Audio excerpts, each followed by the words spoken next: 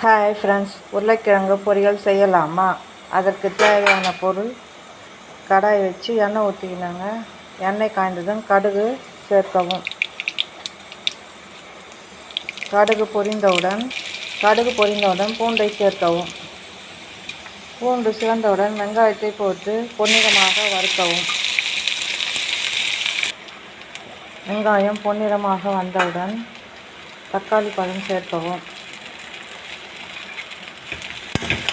பிறகு நன்றாக வதக்கவும். பிறகு உருளைக்கிழங்கை சேர்க்கவும்.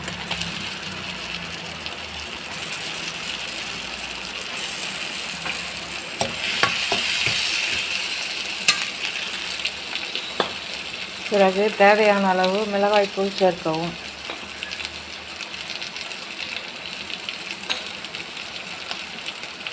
பிறகு சிறிதளவு மஞ்சள் தூள் சேர்க்கவும்.